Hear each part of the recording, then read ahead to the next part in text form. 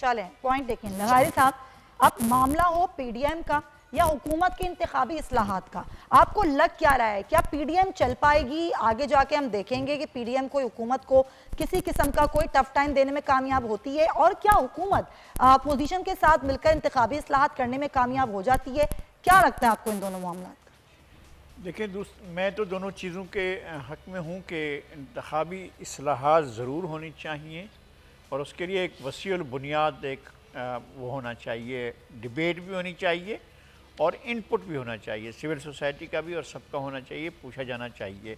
पहले ये कि इलेक्शन में धांधली कब हुई, कैसे हुई, क्यों हुई और किस तरह से मुसलसल इलेक्शन के अंदर धांधली होती रही है। एक दफ़ा पीटीआई ने शिकायत की और वो उसने जाकर धरना दिया, दूसरी दफ़ा जो है वो शिकायत मुस्लिम लीग नून ने की और उनका भी एक, बल्कि गुज़श्ता इलेक्शन पर तो सारी अपोजिशन ने शिकायतें की हैं। PMLN ने की, पाकिस्तान पीपल्स पार्टी ने की और ANP ने भी की, मौलाना फजलुर रहमान ने की, सारी जमातों ने किया है। और उसका एक ख़ास वजह भी थी कि जो RTS फॉर्म नहीं मिला था और उसके अलावा जो पोलिंग एजेंट्स थे उनको निकाल दिया गया था पोलिंग स्टेशनों से, तो वो अमल जो था वो हमेशा इन क्वेश्चन रहेगा। तारीख जब भी लिखी जाएगी तो बहुत से इलेक्शंस की धांधली के बारे में तफसीलात भी हासिल होंगी और मेरे ख्याल में इसमें बड़े लोगों को मिलकर काम करना चाहिए कि कैसे इलेक्शन हुए। और जो एलानिया कह रहे थे एक ज़माने में, जनरल हमीद गुल कहा करते थे कि ये जनाब तय किया था, हम पीपल्स पार्टी को इक़्तिदार नहीं देना चाहते थे, हम पीपल्स पार्टी को ब्लैंक चेक नहीं देना चाहते थे और हम नहीं चाहते थे कि वो बरसरे इक़्तिदार आए, और अगर बरसरे इक़्तिदार आए तो बहुत सी चीज़ों से बंधी हुई पार्टी हो, हम उसको नहीं देना चाहते। तो ये उनका बिल्कुल ऐलान था और उन्होंने ऐलानिया तौर पर यह करने कहा था और उन्होंने कहा था कि IG हमने बनवाई। और ये जनरल असद दुरानी ने कहा था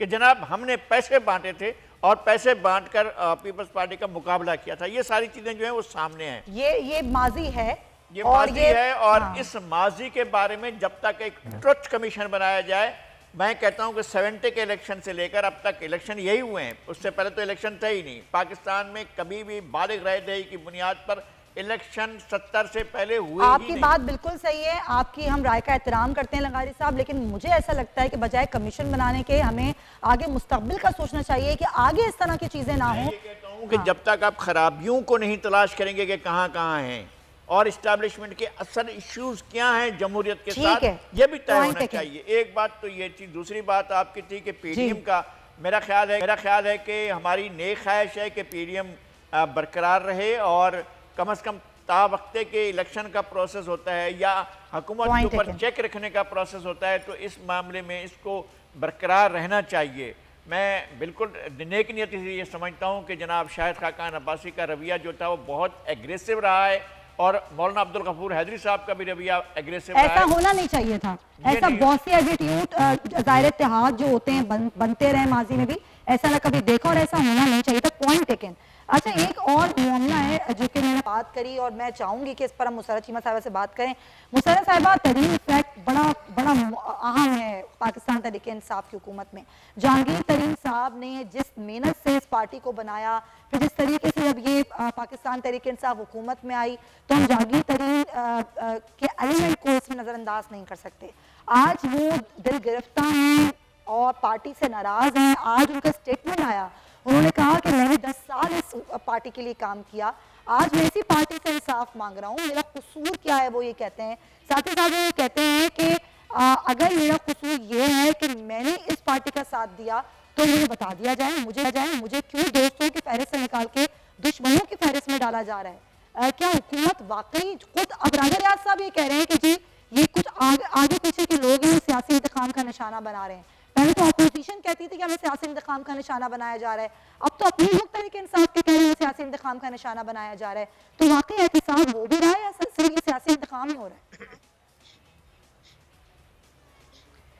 सुमैया, आज की जो तरीन साहब की जो प्रेस कॉन्फ्रेंस थी, इसमें सबसे ज़्यादा वो लोग, जो मैं अपोजिशन की बात कर रही हूँ, जो हमारे ऊपर एलिगेशन लगाते हैं कि ये अकाउंटेबिलिटी जो है ये सिलेक्टेड लोगों के लिए है या चंद लोगों के लिए है।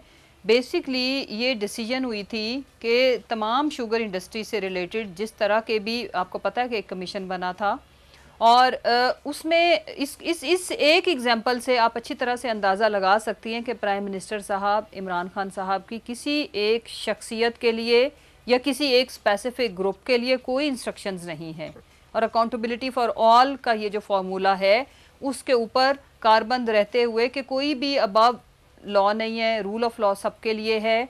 और ये एक इससे बेहतरीन एग्जाम्पल किसी और की हो नहीं सकती कि पाकिस्तान तहरीके इंसाफ से जिनकी इतनी गहरी वाबस्तगी हो, वो लोग भी अगर उस प्रोसेस से गुजर रहे हैं तो इसी से आप अंदाज़ा लगा लें कि जब भी लीडर वही बड़ा होता है कि जब वो अपने ब्लड रिलेशंस को, अपनी दोस्तियों को और अपने ज़ाती ताल्लुकात की बेसिस के ऊपर अपने फ़ैसले ना करे, बल्कि इस तरह से इसकी भी कोई एग्जाम्पल नहीं मिलती।